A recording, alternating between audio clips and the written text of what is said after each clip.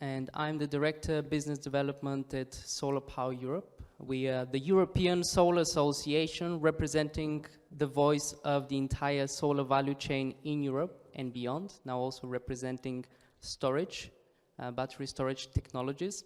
And I'm delighted to be joined by a very prestige panel today, including Peter Nemcek from Cybergrid, CTO and co-founder, Mariyana Yaneva, Vice Chair of APSTE, the Association for Production, Storage and Trading of Electricity, but also the Chief Operating Officer of International Power Supply, Dimitrov, Business Development Manager at Renewable Energy Insurance Brokers, Emil Shopov, CEO of Sunterra RE, and last but not least, Kaloyan Velichkov, CEO and co-founder of SUNOTEC.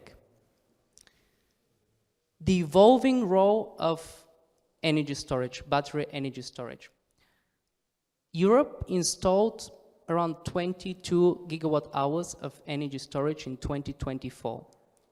According to SolarPower Europe's outlook, we believe that the total fleet of battery energy storage across different segments is going to reach 400 gigawatt hours by 2029. However, we think that good is not good enough. We believe that we need at least double the installation of battery energy storage across Europe to be able to be in line with the goals of the European Commission for the European transition to renewables. Now, without further ado, I'd like to start looking into the evolving business models and strategic implications of battery storage in Europe. If you allow me, Kaloyan, to start with you. Do you think that standalone solar wind projects are actually viable without battery storage?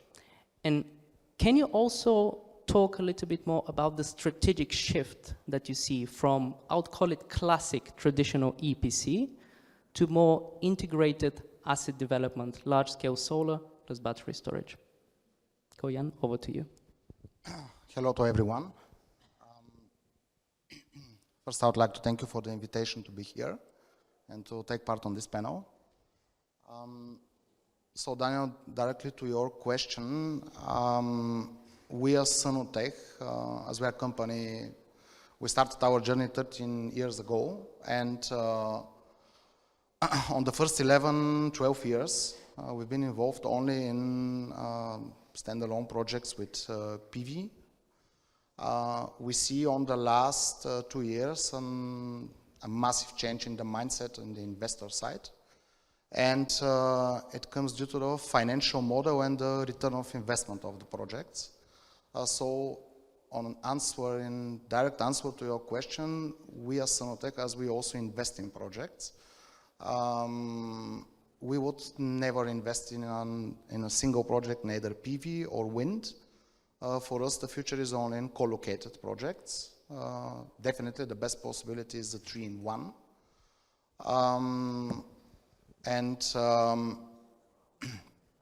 Our investigation shows that practically a single PV or single wind would not be able anymore to resist on the market with the fluctuations on the prices, with the various variations, and also with each 1 year the negative prices on the market and single hours are more and more. So definitely the integration with battery storage it is a must.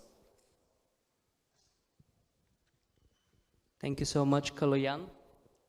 Now, let's think about hybridization. And when we talk about hybridization, I think one of the best people to get involved in the panel is Emil from Sunterra. Now, how hybridization with battery storage, right, is transforming the business models for IPPs, right? But then, can you tell us a little bit more practically, right? How are you integrating battery storage into your operational portfolio of 500 megawatts of solar plus, right? More than 500 megawatts of solar, but also to talk about it from a grid perspective, right? Can you tell us a little bit more your view on the grid forming abilities of battery storage and how batteries can actually not only help businesses, but also the grid? Emil, over to you. Thank you, Daniel. Thanks everyone, dear panelists, dear guests. I'm honored to be here. Thank you for the invitation and the possibility to be here today and share a bit of experience.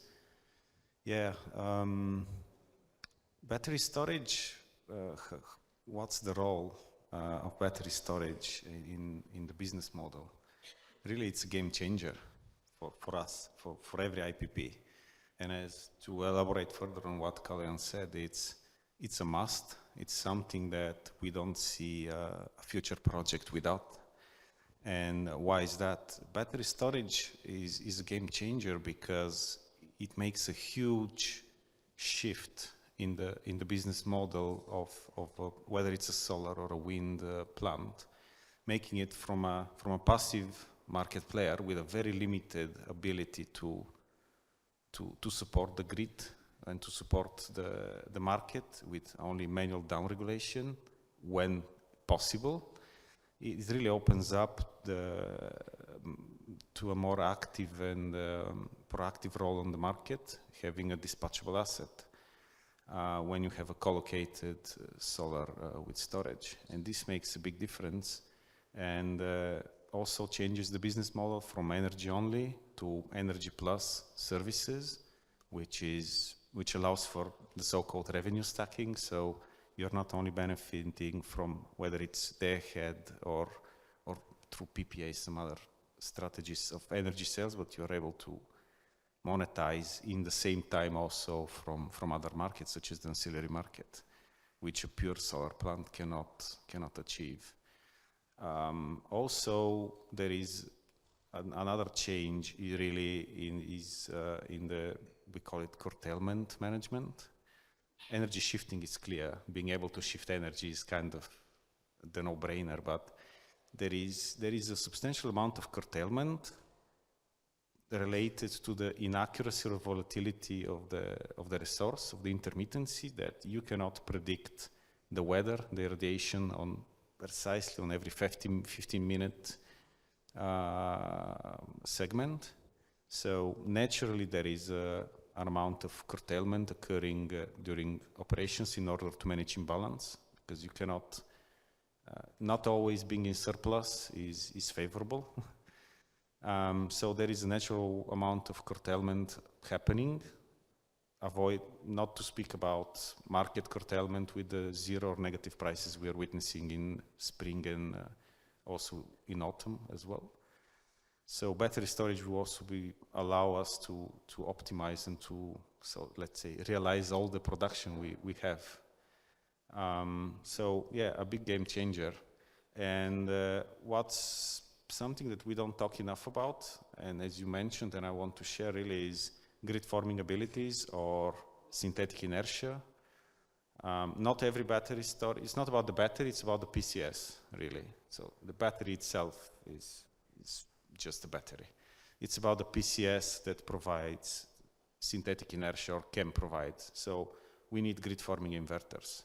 And I think I don't know to what extent different investors are looking at this, but in my view, every future, it is what it is until now, or every future storage project needs to be with grid forming inverters, because this technology is not new, actually, and it's already proven, and it's already clear that these storage systems can provide synthetic inertia and can replace the inertia provided by rotating machines on the grid today. And we already have some cases in UK on large-scale projects, 100 megawatts, I think 200 or 300 megawatt hours, that they already have a contract with the TSO and they're already providing inertia to the grid.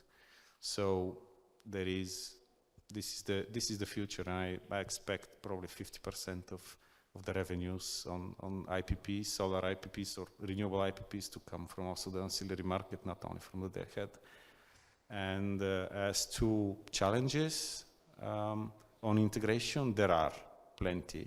We can talk a lot about the technical challenges now. A lot of the plants are not designed to be battery ready. So there are technical challenges with the physical, electrical interconnection behind the meter, although it sounds simple, a simple AC coupling. Well, it's not. It leads to certain technical constraints on the dispatch of the battery, which needs to be taken into account during the trading. So trading with battery and shifting in Excel looks very easy and very simple. In real life is not. Batteries do have imbalances as well. They have a ramp rate. You need to realize energy controllers, not a power controller. So there are more and plenty of details. You need to dispatch them in a careful way because you could have voltage disturbances. So you need to implement also some additional regulators on voltage side to be able to cope with the big power and sharp ramp rates of battery storage. So there are plenty of challenges, steep learning curve for everybody here on the market in this room. And yeah, it's going to be a dynamic 1 or 2 years until we catch up, and then there will be something new to catch up again. I very much agree with you, and allow me to pick up on the challenges that you've mentioned, right? And I think there's a very nice transition when it comes to managing risks and managing challenges, and who else to ask about managing risks than the representative from the insurance business, right? So, Dimitar, can you tell us a little bit more your view on bankability and insurance challenges of battery energy storage? And if you could give us some practical examples, some actionable examples for the audience. Thank you. Hello, everyone. Thank you first for the invitation. I'm happy to have a participation at this panel. First, probably I should start with some experience that we have, and our one dates back to 2017-18, when there was an emerging market for battery storage in Germany, and this is where we just we were one of the pioneers. We insured a couple of projects. Some of them, I can mention one is 3 projects, each 16 megawatt hours. So it was really good to have a head start this year. Another topic is that for the C region, it's expanding with a real good pace. We have by the end of this month, we'll have over 4 gigawatt hours of insured battery storage, not only in Bulgaria, but also in Germany and UK. I should mention that this helps us, like, we are not the typical insurance broker. We are also investors, as with SUNOTEC said. So this helps us understand a bit more what are the needs of the clients, because we go through the same process. I should mention that in this way we definitely know all the steps, know all the potholes that could appear. And a good example could be the distance that often it doesn't. I mean, a single project could have could meet all the requirements. Legal ones, or either the fire department requirements, but with insurance is a different story. Often we have insurance companies having a requirement to have at least 6 meters between storages, between single container or a group of containers. In this way, it really could, how to say, probably it could damage your idea of the investment. This is often the way that we often give the opportunity to investors, to IPPs, to designers to contact with us first.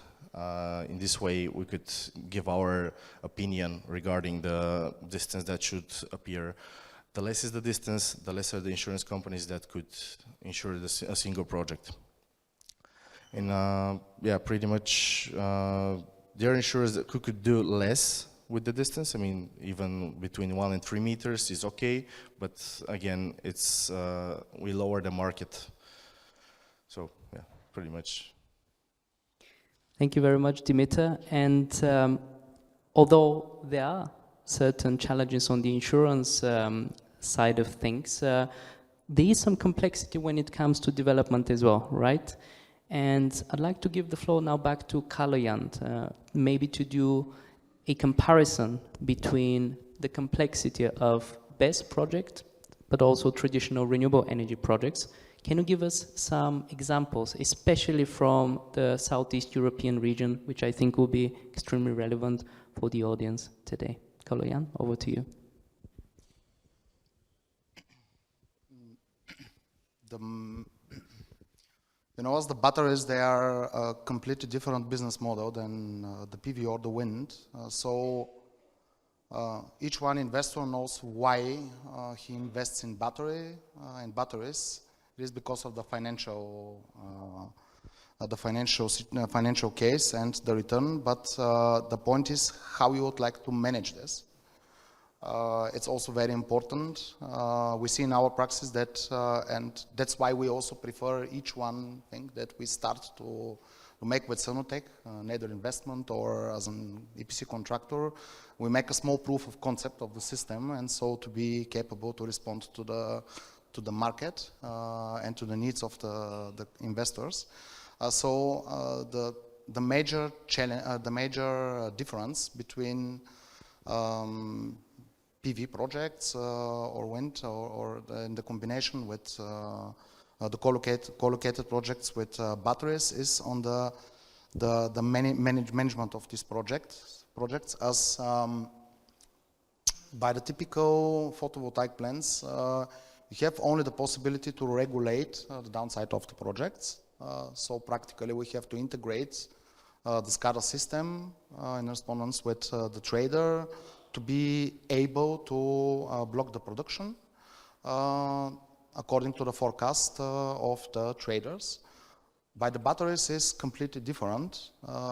First we have neither standalone or co-located projects. There is a combination of many things and the biggest difference is that we have a system which should produce and everything what actually the trader wants from you or what the trading marks they request. Also, additionally to the needs of the grid system, that's why most of the projects, they should participate also on the MFRR or on the first step in Bulgaria in the IFRR market. So all the systems, they should be capable to respond to the needs of the grid, which makes a difficult combination between the TSO, the trader, the on-time operator, and then the physical asset. So it is something that it should not be ignored, that the EMS system of the project, which should consolidate all of these assets, should be also able to respond to the signals, to the communication way, how this should happen, and this is one of the major issues. That's why also the O&M is not this what we know from the last 20 years, or because before, let's say 3, 4, 5 years ago, the O&M on a project was really simple, very simple. As you have a feeding tariff, so practically you leave your project to run. And then you need to make very casual maintenance on the projects. So due to the changes in the weather and everything, so also all of these projects on the return of investment, they've been perfect. But now the last years, we need to learn how to manage these assets and these projects. And this requires a completely different operation and maintenance on the already with 100% involvement of all parties. That's why also on the beginning or by the design of one project is very important. Also, what business will do the project or the investment, then who will make the trading. Also, the cybersecurity is very important. and several aspects. And this brings also to a bit more complicated engineering, especially on the electrical and the SCADA part. That's why we personally invest a lot in knowledge and in human resources, also in the hardware, so to adapt our own EMS to be capable to work with all the signals and communication ways with the systems downsides, and also to make this interconnection between asset and the trading platform and TSO. So this is probably one of the major differences.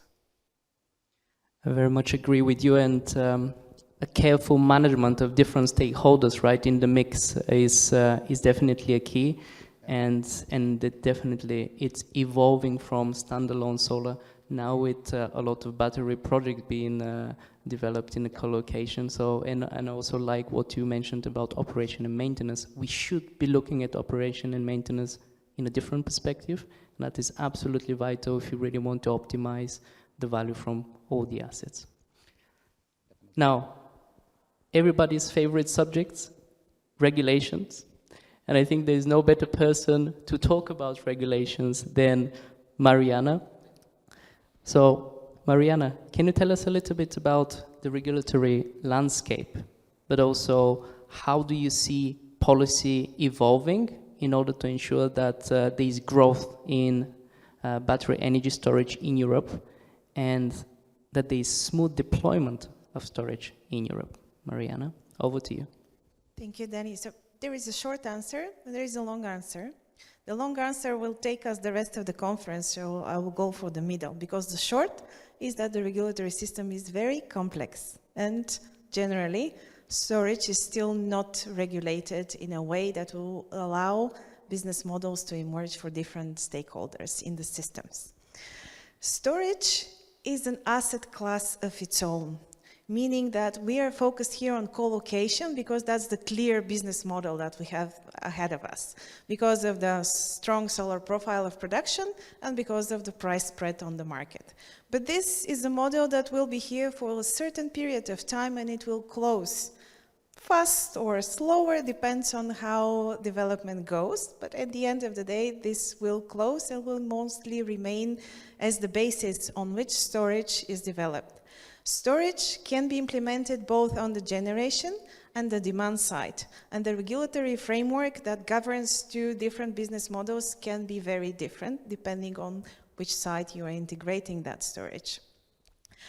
Regulations at the moment are evolving around how market prices are formed and how regulations specify the projects in terms of layout and different authorities that are involved in the authorization of these projects. And these regulations are evolving constantly as the storage itself evolves in terms of electrochemistry that is used for a battery or another technology of storage that is implemented, because storage as a theme has a lot of technologies into it. Battery are just the most fast to market, which is why taking 90% of the market and the attention of the industry. On the sector coupling, which was touched upon by Francesca, I believe, in the morning, there are a myriad of opportunities for different kinds of storage of electricity, and I believe this will be a trend that is coming in the future on how industrial base integrates storage into their own business models. And the other thing that's coming, and it's quite under the radar at the moment, is that the digital side of this asset.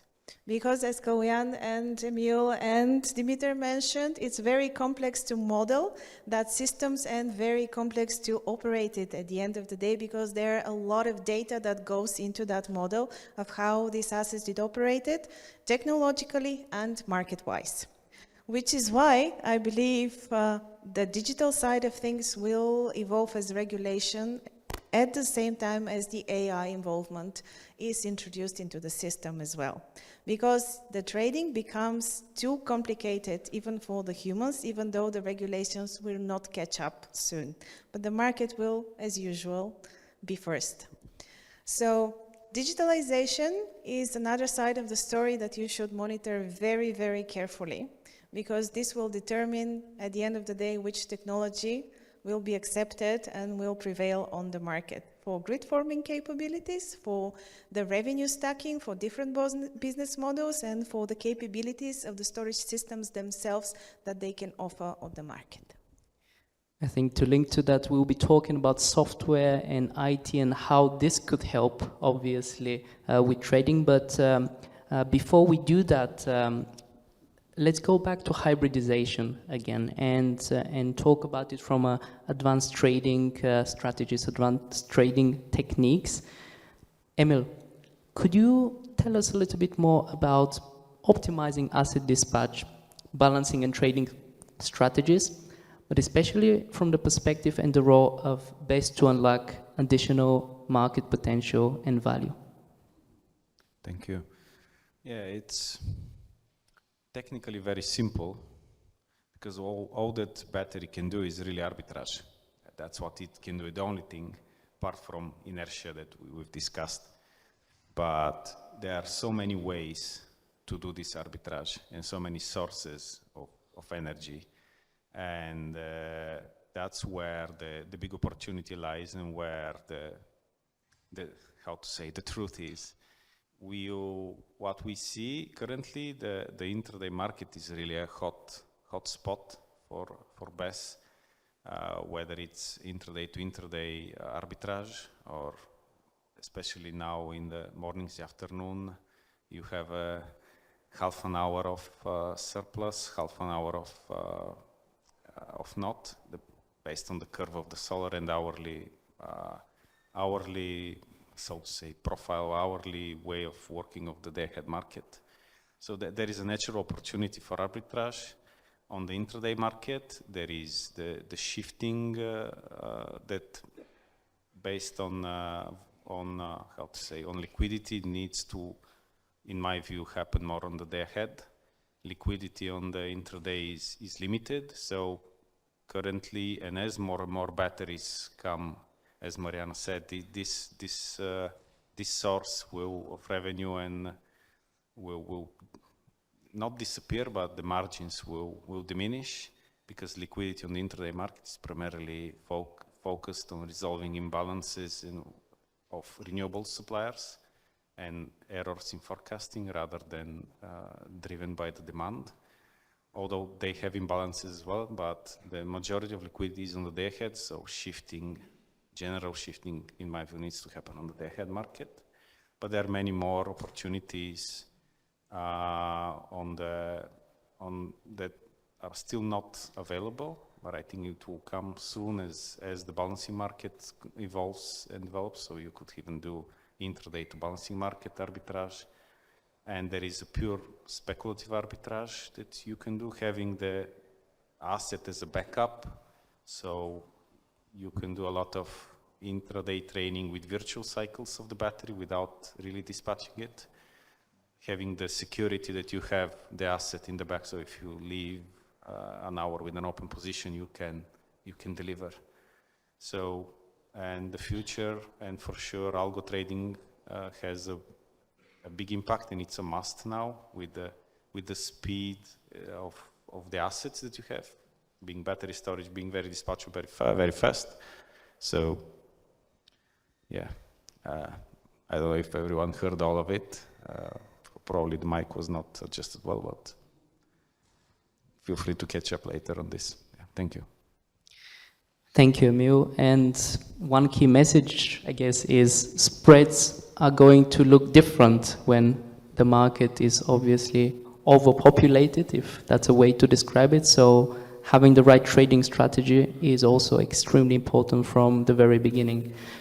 Now, talking about trading strategies, I think there's a very nice link to the role of IT and software. So I'm very glad to have you with us, Peter, to explain a little bit how IT solutions can, first of all, enhance battery performance, right, on the technical side, but also how they can optimize trading activities and market flexibility. Peter?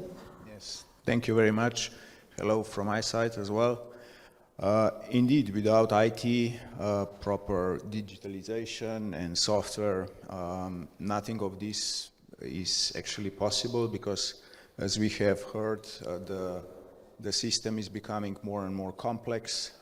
It's becoming closer to the real time, and also the products on the market are shrinking. The gate closure times are also shrinking, so you need to have an IT support to be able to optimally seize the opportunities on the market, and also to optimally create your bidding strategies, and then at the end also to properly manage your assets that are providing this flexibility.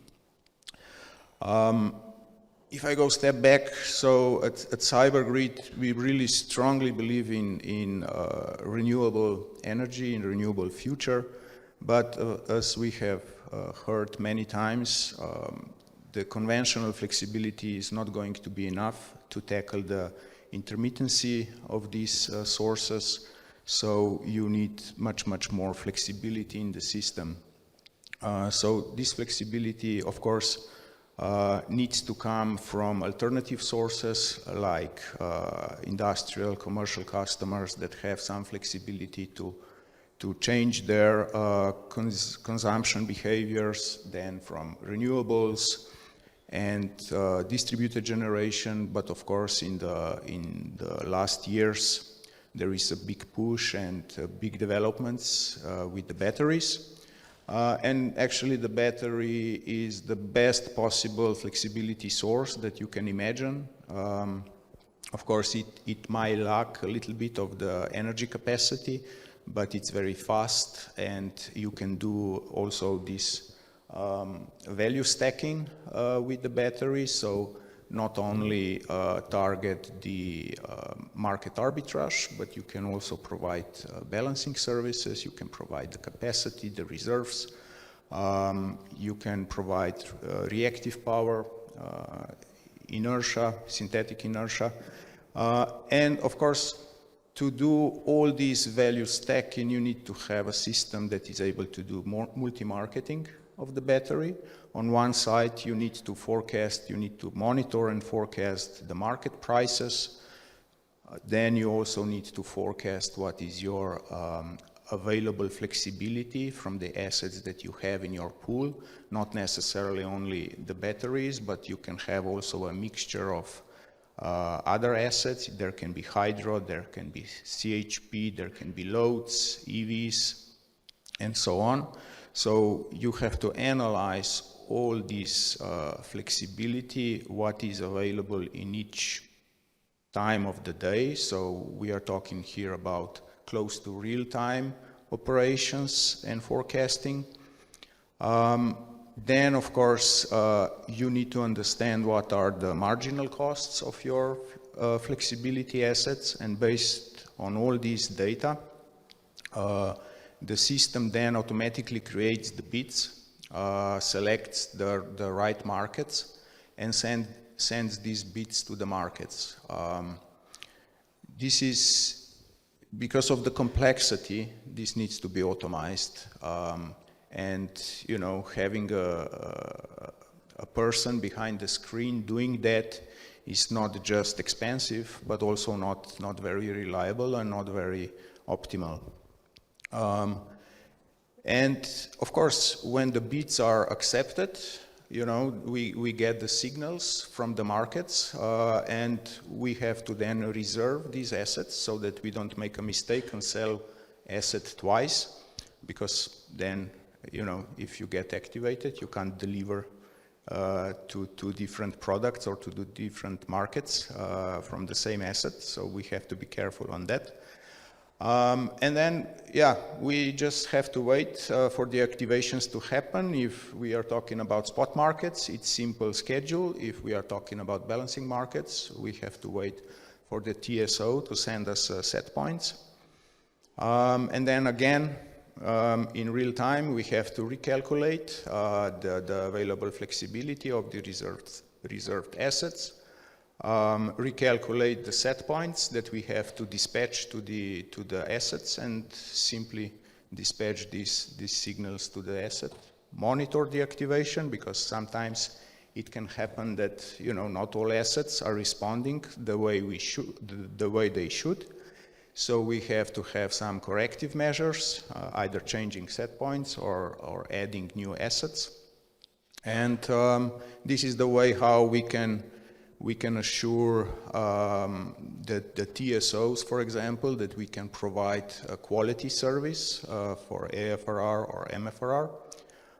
And after the activations are finished, we of course can provide the reports. What's important in terms of the batteries is also SOC management. So with the lack of capacity, energy capacity in the batteries, it might happen that with some services you ran out of energy in the battery, or your battery is overcharged. So in this case, you have to have a possibility to do the SOC management in real time, meaning that you need to get rid of this excess energy, or you have to immediately buy some extra energy. And of course, this is possible with the connection to intraday market, where you can quickly make such interventions.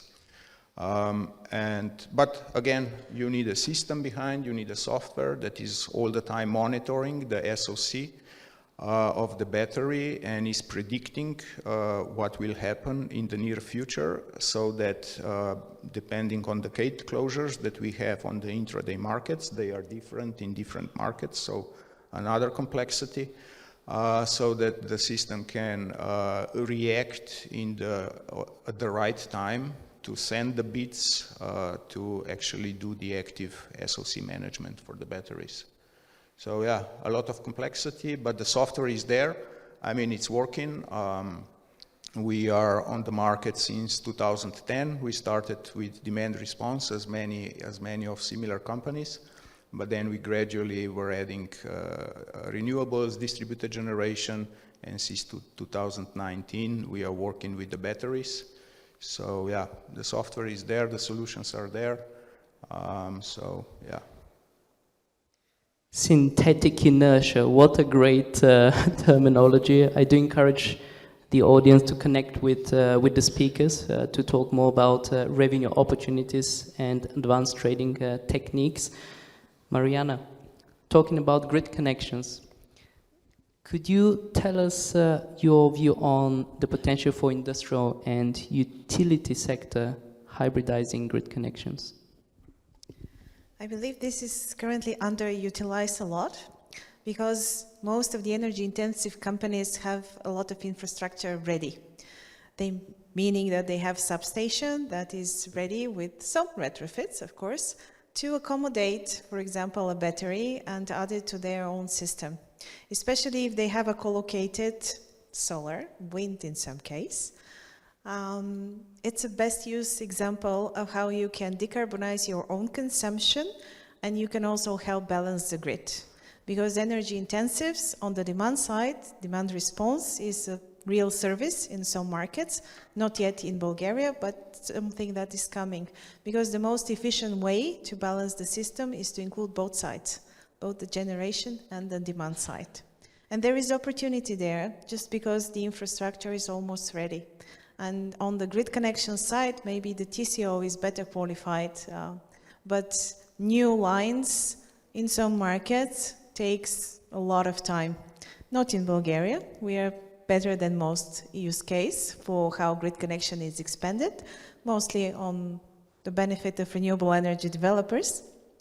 But in any case, it's much faster than other markets, where it takes maybe a decade to put a really good power line and expand the grid infrastructure. So utilities and existing infrastructure that is currently underutilized in energy-intensive companies can be a really game changer for how the grid is balanced. And it also comes to utilities. I think that Peter can give a very good example from Austria, where an established renewable energy producer on the hydropower plant is working together with a battery to provide both fast reacting frequency regulation and the inertia from the turbine the hydropower plant. And for me, this hybridization is also a very good option to explore in the future. Peter, if you want to say a few words on that. Yes, indeed, the hybridization is one of the key words, I guess, also for the future power system. So the battery, can relieve some of the stress that turbines experience when providing balancing services, so that the battery can react really fast, giving time to the turbines to slowly ramp up. So that ramping management is also one of the things that is quite important here. But this is just one of the examples of hybridization. There can be a hybridization also with power to heat units, with wind, with solar. So we are talking here of hybridization between all possible flexibility assets, because more the merrier. More assets you have, more different they are, better optimization possibilities you have for the bidding and for the monetization. Excellent. Let's zoom in a little bit on the regional market, the local market here in Bulgaria, Greece, and Romania. I want to go back to Dimitar again and allow you to talk about risk profiles and insurability aspects in those markets. First, I would like to touch a bit more about the digitalization and grid connections, because this is a topic that really comes out all the time in Western Europe, and I think it should be mentioned here also in the CE region, that in case of a cyber attack, you're like obliged to you'll be the one obliged that when the cyber attack appears, you damage the grid connection, a real good damage could appear, and this should be known to all the investors, the developers, and the EPCs. And this is where cyber liability is really important to be, so to say, implemented into the typical operational policy, insurance policy. So pretty much this could help you lower your expenses if certain attacks appear. Another topic that really we kind of, it's an issue to the market here for the insurance is that most of the projects that we have insured through the last 2 or 3 months are over 20 or 30 million euros of capex, which makes it a bit hard for the insurance market locally to manage such risk. And this is where we often have to have a so-called insurance panel, where we have 2 or more insurance companies splitting the risk between them. And in some cases, we even have to go outside of the region to search for a solution, not only because of the distance between the containers, but also because of the capex.